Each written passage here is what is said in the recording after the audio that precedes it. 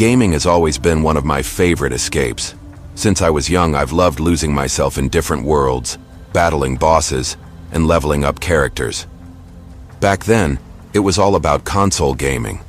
Long nights spent in front of a glowing screen with a controller in hand. But as I got older and invested in a gaming PC, my setup evolved. Now I've got a decent rig stationed in my one-bedroom apartment, tucked into a cozy corner of my bedroom opposite my bed. It's a space I've carefully curated to be my personal oasis. A comfortable chair, dual monitors, and headphones that block out the world. My apartment is on the first floor of an older building, the kind of place that creaks and groans when the wind hits it just right. The building isn't much to look at. Faded paint, a few cracks in the walls, but it's affordable, and I don't mind the quirks. There's a small grassy patch behind the building that's mostly fenced in, with a thin line of trees separating the property from another apartment complex. It's not exactly picturesque, but it's quiet. At least, it was until that night. It started as an ordinary evening. A friend and I had planned an online gaming session, something we did regularly to unwind. He was at his apartment, and I was at mine, both of us connected through headsets.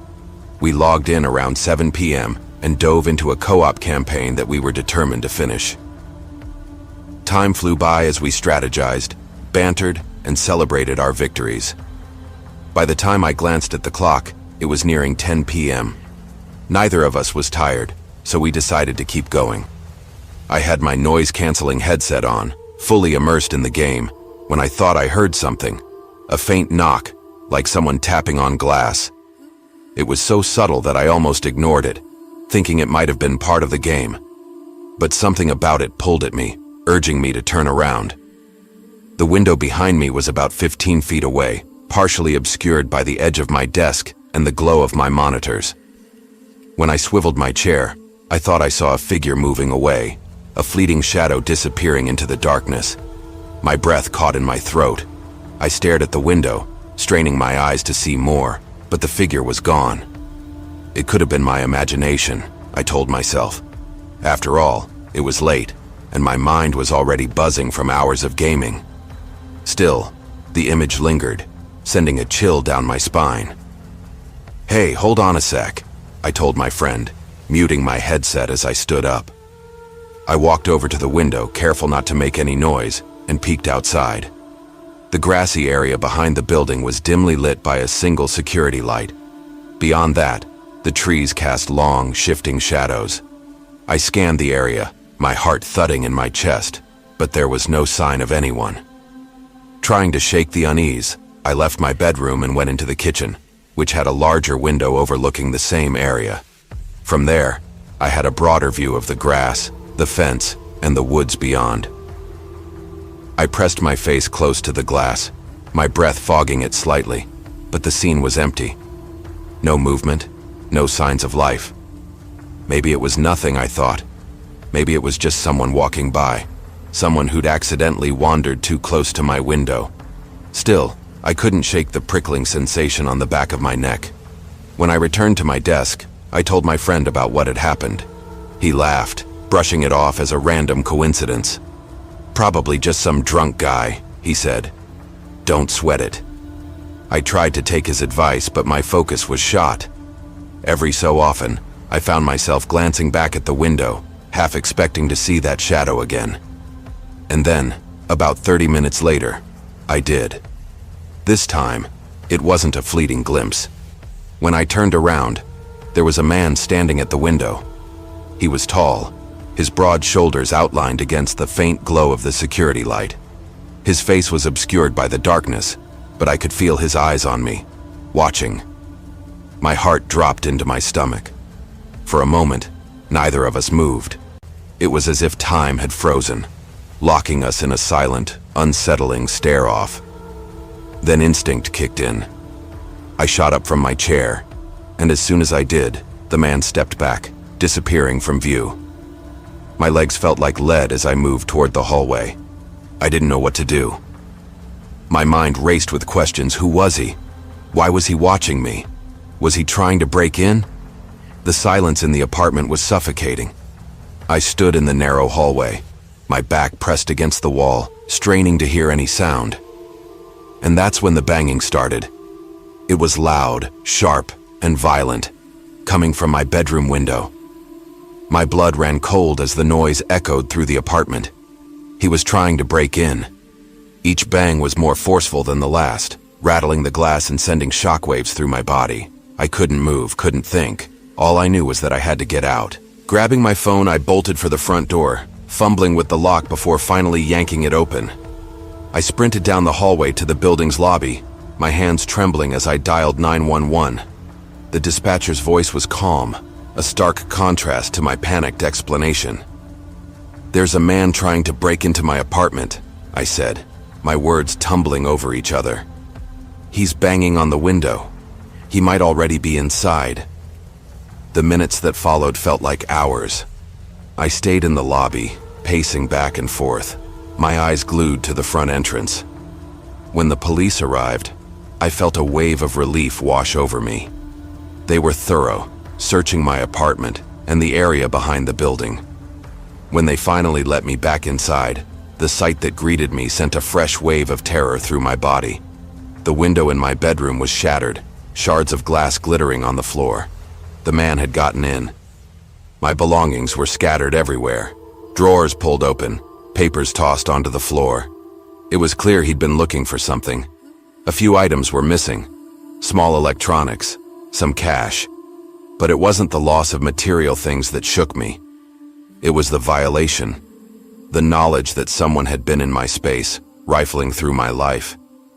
The police reassured me that they'd do everything they could to find him, but I couldn't shake the feeling of vulnerability.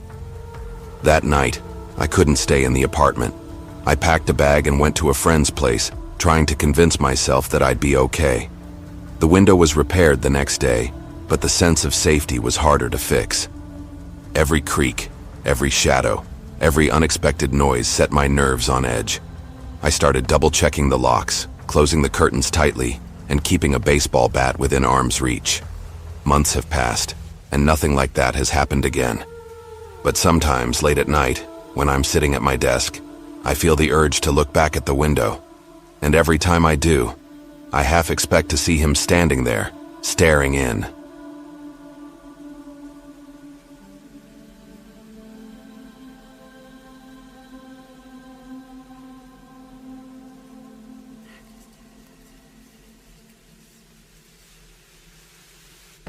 A few years ago, I picked up a hobby that had become a huge part of my life, streaming video games online. It wasn't something I pursued to get famous or make money. It was just a fun way to unwind after work, connect with my friends, and occasionally meet new people. I'd stream almost every night on Twitch, sitting in my small room, headset on, and playing whatever game I was into at the time. I wasn't what you'd call a popular streamer. My audience mostly consisted of my close friends, who would either play alongside me or watch for entertainment. On a good day, I might have 1 or 2 random viewers pop in, but I never had more than 10 people watching at once. And honestly, I liked it that way. It felt more personal, like hanging out with a small group rather than performing for a faceless crowd. It wasn't about the numbers. It was about the joy of sharing something I loved. During this particular time, I was hooked on Fortnite. It was the game everyone was playing, and I'd gotten pretty decent at it. Most nights, my friend Zach would join me for a few rounds. He was one of those guys who could make you laugh even if you were having the worst day. Together, we'd play, chat, and keep the mood light. But there was one night, one specific night, that changed everything. It started out just like any other. I had finished dinner, logged into Twitch, and started my stream. Zach was already online, and we quickly jumped into a match. The banter was flowing, the gameplay was smooth, and everything felt normal. About an hour into the stream, I noticed a new username pop up in the chat. This wasn't unusual. Every now and then, someone random would stumble upon my stream, say hello, and either stick around or leave after a few minutes. "Hey, welcome to the stream," I said cheerfully, my voice light and friendly. The user responded with a simple, "Hi." At first, I didn't think much of it.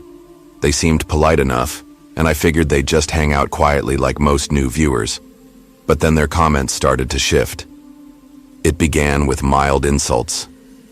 "You suck at this game," they wrote. I laughed it off. "Yeah, well, I'm not exactly a pro," I said, trying to keep the mood light. Zach chuckled in the background, clearly not taking the comments seriously either. But the insults didn't stop. "Your stream is garbage. Why even bother?" The tone was harsher now, more personal. Still, I brushed it off, assuming it was just some bored kid trolling for attention. "All right, tough guy," I joked. "Tell me how you really feel." Zach was laughing so hard at this point that I could barely hear the game, but then the insults turned into threats. "I know where you live," the user wrote. That made me pause. My smile faded, and I glanced at the chat, wondering if I'd read it wrong. "Okay, that's weird," I muttered. Zach noticed the change in my tone. "What's up?" he asked. "This guy in the chat just said he knows where I live." Zach laughed. "It's probably just one of your friends messing with you." That was my first thought too, but then they typed something else. "Don't believe me?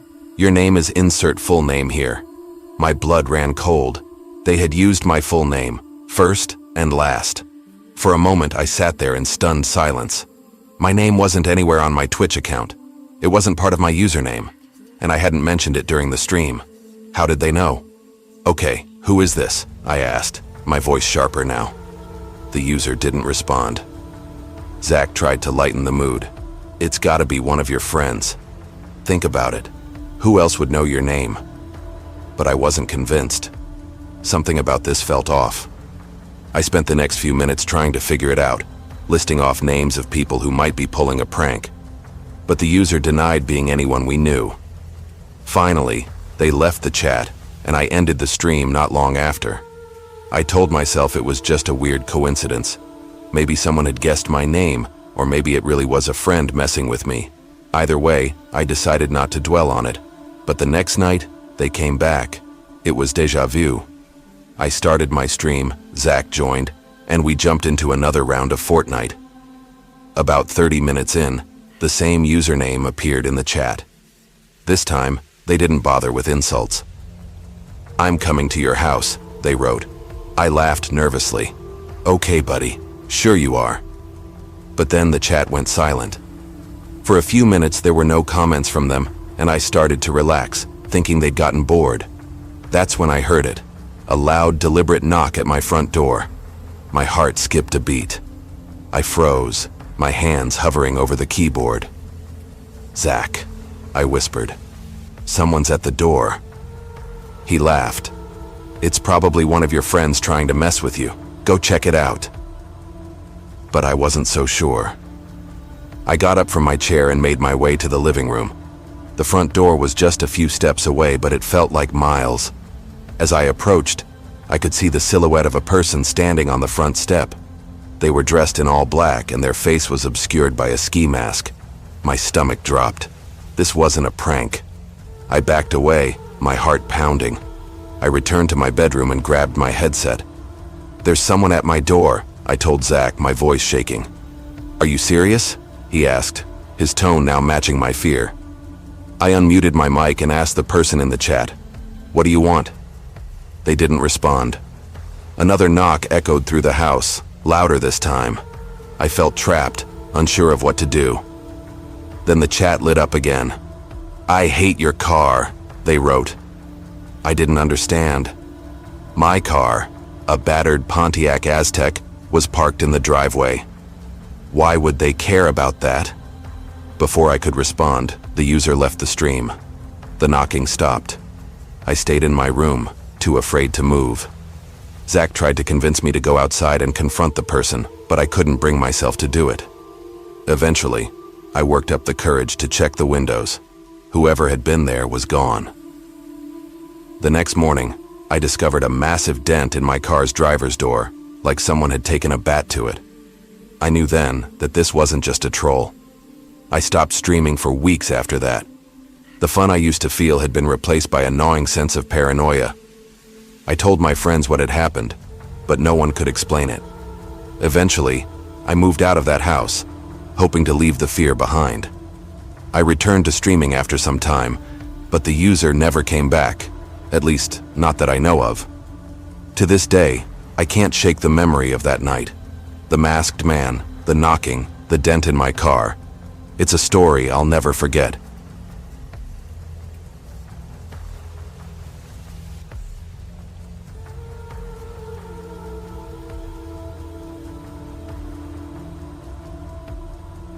This is one of the craziest, most unforgettable experiences of my life. It happened when I was in high school, a time when my days were consumed by school, hanging out with friends, and gaming. I was a junior back then, navigating the highs and lows of teenage life. Among my friends, John stood out as my closest companion. We bonded over countless late-night gaming sessions, shared laughs, and a friendship that felt more like family. John and I had this routine. Every evening after school and homework, we'd log on to our PlayStations and lose ourselves in the world of video games. It wasn't just about playing. It was our way of escaping, of venting about the day, and of simply enjoying each other's company. On this particular night, everything began just as it always did. I remember settling into my gaming chair, slipping on my headset, and hearing John's familiar voice crackle through. "You ready?" he asked, his tone as excited as ever. "Always," I replied with a grin, loading up the game. We dove into our virtual adventure, completely immersed in the chaos and fun. The hours flew by as we laughed, strategized, and mocked each other's mistakes. It was a typical night, or so I thought. Then, out of nowhere, John's voice changed. "What was that?" he asked abruptly, his tone sharp and alert. I paused, confused. What was what? He didn't answer immediately. There was a strange silence, broken only by the sound of our game. When he finally spoke again, his voice was quieter, almost a whisper. "Hold on a second." "What's going on?" I asked, a knot of unease forming in my stomach. Before he could answer, I heard a muffled sound through his headset, a thud, maybe footsteps. Then, his voice came through again, panicked. "What the?" And then nothing. "John?" I called out, my heart beginning to race. "Hey, are you there?" There was no response, just silence. I sat frozen, staring at the screen. My mind raced with possibilities. Maybe it was a prank, or maybe his internet had cut out. But the tone of his voice and those faint noises had left me unsettled. I grabbed my phone and sent him a Snapchat asking what was going on. A few minutes passed, but he didn't open it. That wasn't like John. He was always quick to respond. Something felt wrong, really wrong. I decided to walk over to his house. We lived just a few blocks apart, so it wasn't unusual for me to show up unannounced. The night was cool and quiet as I made my way through the neighborhood, but my unease grew with each step. By the time I reached John Street, the darkness seemed heavier, the silence more oppressive. His house stood at the end of the block, its silhouette barely illuminated by the streetlight. Most of the windows were dark, and it was hard to tell if anyone else was home. I approached the front door and knocked. The sound echoed in the stillness, making me shiver. For a moment there was no response. Then, faintly, I thought I heard a noise coming from the backyard. "John?" I called softly. No answer. I knocked again, harder this time, and waited. The noise from the backyard had stopped, and the quiet felt suffocating. I debated whether to go around to the back or stay put. Finally, I heard footsteps inside, approaching the door. When it opened, John stood there, his face pale and his expression tense. "Get inside," he said quickly, pulling me in and locking the door behind me. "What's going on?" I asked, my voice trembling. John took a shaky breath. There was a man in the house. My stomach dropped. "What?" "A man," he repeated. "I think he just left." John hurried me into his parents' bedroom, which had a lock on the door. He grabbed his phone from his own room on the way and called 911. As he spoke to the dispatcher, he explained what had happened, and I listened in stunned silence. It turned out that while we were gaming, John had heard a noise coming from the back of the house. At first, he thought it was nothing. maybe the wind or the old house settling. But then he heard it again, louder this time. Curious, he'd gotten up to investigate, leaving his headset on. That's when he realized the back door was ajar, swinging slightly in the breeze. His blood ran cold. Before he could react, he heard footsteps, heavy, deliberate, and coming closer. Panicking, John had run to his bedroom and hid in the closet. He hadn't grabbed his phone in his haste, and his headset wasn't wireless, so he couldn't take it with him. That's why he'd suddenly gone silent during our game. From his hiding spot, he'd listened as the intruder moved through the house, opening doors and walking through rooms. The minutes felt like hours as he held his breath, praying the man wouldn't find him. Then, he heard a sound that didn't fit, the knock on the front door. That was me. The man must have been startled, because John heard his footsteps quicken. Moments later, the house went silent. When I knocked again, John waited a few more minutes to make sure the man was really gone. Then he cautiously came out of hiding, locked the back door, grabbed his phone, and let me in. By the time the police arrived, the house was empty. They searched the area but didn't find anyone. John's parents came home shortly after, and they were horrified. We spent hours that night talking to the police and piecing together what had happened. The back door had been unlocked, and it seemed the intruder had taken advantage of that. But what was his motive? Was it a robbery or something worse? To this day, we don't know. For weeks after that night, I couldn't shake the what-ifs. What if I hadn't decided to go over? What if the man had found John? The thought still sends chills down my spine. I'll never forget the fear in John's voice, or the weight of the silence that night. And I'll always be grateful that my decision to check on him may have saved his life.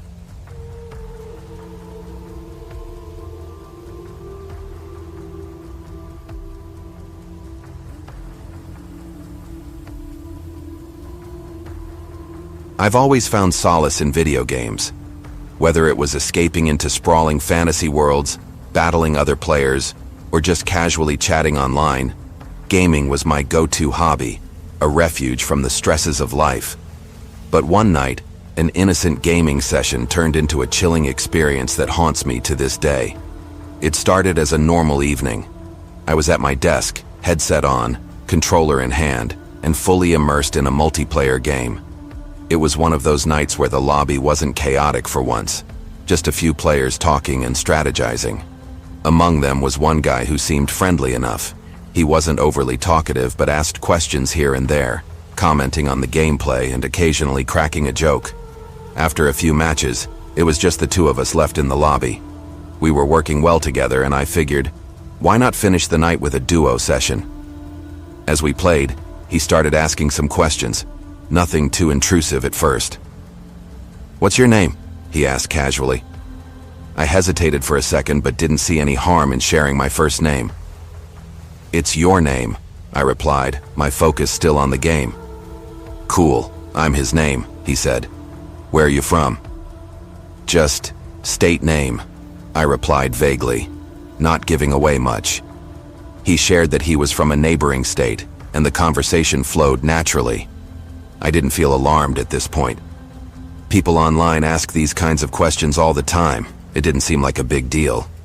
We played for another hour before I started to feel the weight of exhaustion. "All right, I think I'm calling it a night," I said, stifling a yawn. "Why? One more game," he urged. His tone sounded almost pleading, but I laughed it off. "Sorry, man, gotta get some sleep." Before logging off, I noticed a friend request pop up from him in the game. It wasn't unusual to get friend requests after a good session, so I accepted it and powered down my console. I thought that was the end of it. 2 days later, I was scrolling through Facebook when I noticed a new friend request. At the time, I didn't scrutinize every request I received. As long as the profile seemed legitimate, no weird stock photos or overly generic names, I usually accepted. This person had a real-looking profile picture and several posts, so I clicked confirm. Later that evening, I got a message from the new friend. "Hey, what's up?" I stared at the message for a moment, trying to place the name. It wasn't familiar, so I replied, "Do I know you?" His response sent a chill down my spine. "We played video games the other night. Remember me?" My stomach tightened. It was the guy from the game. How had he found me on Facebook? I hadn't told him my last name, let alone anything specific about where I lived. "Oh, yeah," I typed hesitantly. "How'd you find me?" He dodged the question. "You seemed cool, so I thought I'd reach out." The conversation fizzled out after that, but the fact that he'd tracked me down left me uneasy. Something about the effort it must have taken to locate my profile didn't sit right. I decided not to overthink it, but I kept my interactions with him minimal. The next day, I unfriended him. That should have been the end of it, but it wasn't. The following morning, I noticed a notification on Instagram. He'd sent me a follow request. I froze, staring at my phone. How had he found me there? My Instagram wasn't connected to my gaming account or my Facebook. Then the messages started pouring in. "Why'd you unfriend me on Facebook?" Did I do something wrong? I thought we were friends. Answer me. Each message was more insistent than the last. His tone shifted from friendly to accusatory, then to outright angry. My unease turned to fear. I blocked him immediately and tried to push it out of my mind, but he wasn't done. A few days later, my phone buzzed with a text from an unknown number. "Why are you ignoring me?" At first, I thought it was a wrong number, but when I asked who it was, the reply made my blood run cold. "It's his name. Why did you block me on everything?" I felt sick. How had he gotten my number? My mind raced, trying to figure out how he'd pieced together enough information to contact me directly. "Leave me alone," I replied, my hands trembling. His response was immediate and venomous. "Is this how you treat people? After all the time we spent gaming together?" I blocked the number and threw my phone onto my bed, my heart pounding. For the next few days, I couldn't shake the feeling that I was being watched. Every time I left my house, I found myself glancing over my shoulder. Did he know where I lived? Was he capable of showing up in person? I double-checked all my social media settings, locking down anything that might reveal more personal information. I even scoured my friends list to see if anyone might have unwittingly shared my contact info. Nothing added up.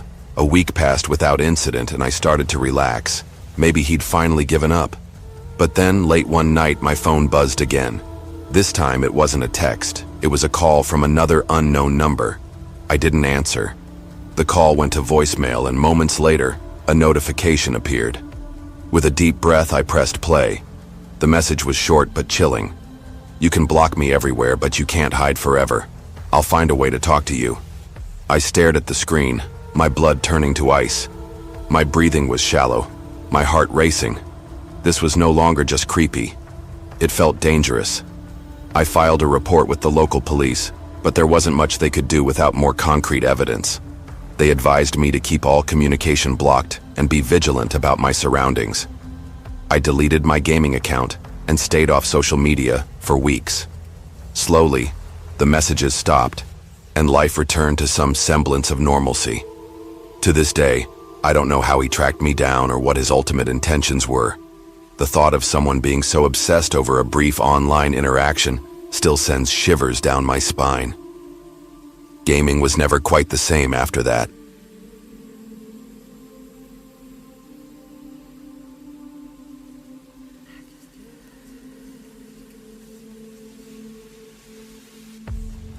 This happened when I was much younger, probably around 12 or 13 years old. It was a time in my life when I had little responsibility, few worries, and a lot of time to myself. Video games were my escape from the world. I could spend hours immersed in the virtual realms of my PlayStation 2, completely forgetting everything else. I lived with my parents and my older brother in a 2-story house in a quiet suburban neighborhood. It was the kind of place where people left their doors unlocked and kids played in the streets until sunset. It felt safe. That feeling of security is probably why what happened that day shook me so deeply. It was a normal school day, or at least it started that way. I remember getting home in the late afternoon, tossing my backpack onto the floor near the door, and heading straight up to my room. My parents were still at work, as they usually were, and my brother, being a few years older and more social than me, often stayed late at school or hung out with friends. I loved having the house to myself for a while. It felt like my own private sanctuary. I could play my games without interruptions, blast music, and just unwind. That day was no different. I went upstairs, grabbed a soda from my mini fridge, and plopped down in front of my console. I was completely engrossed in the game, navigating some virtual dungeon, when I heard the front door open and close downstairs. The sound was distinct, the soft click of the door handle, the thud of it closing, and the faint echo of footsteps on the hardwood floor. Must be my brother, I thought, without even glancing away from the screen.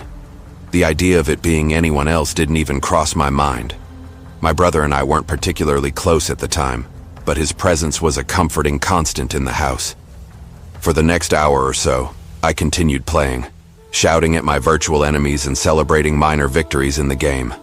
I didn't hear anything else from downstairs, but that wasn't unusual. My brother often went straight to his room or grabbed a snack and settled on the couch to watch TV. My mom called around 5:30 p.m., as she often did, to check in. I had a landline phone in my room back then, and when I saw her number flash on the caller ID, I paused the game and answered. "Hey, sweetie," she said. "I'm heading out to pick up your brother from his friend's house. Do you know what you want for dinner? Your dad's bringing something home." Her words hit me like a slap. "What do you mean you're picking him up?" I asked, my voice trembling slightly. I thought he was already home. "No, he's at Jacob's house," she said, confused. "He told me he'd be there until I came to get him. Why? What's wrong?" I didn't answer her right away. My mind was racing, piecing together the implications of what she'd just said. If my brother wasn't home, then who had opened the front door earlier? Who had I heard walking around downstairs? "Mom, I think someone's in the house," I finally whispered. My mom's tone shifted immediately. "What do you mean? Are you sure? Lock your door right now and stay upstairs. I'm calling the police." I nodded, even though she couldn't see me, and hung up the phone. My hands were shaking as I turned the lock on my bedroom door. For a moment, I just stood there, listening. The house was deathly silent. I strained my ears, hoping to hear something, anything, that would confirm or deny my fear. But all I could hear was the pounding of my own heart. Summoning what little courage I had, I crept toward my bedroom door and pressed my ear against it. Nothing. Slowly, I unlocked it and opened it just a crack. The hallway was empty. I stepped out, my socks muffling the sound of my footsteps as I moved cautiously toward the top of the stairs. I peered down, half expecting to see someone standing there, but the living room was empty. Maybe I'd imagined it, I thought. Maybe the sound of the door had been something else entirely. But then, from somewhere below me, I heard it, a faint, muffled noise. It was coming from the basement. My blood ran cold. The basement door was near the kitchen, on the other side of the house. I couldn't see it from where I was standing, but I could picture it clearly in my mind. I tiptoed down the stairs, each creak of the wooden steps sounding deafeningly loud in the stillness of the house.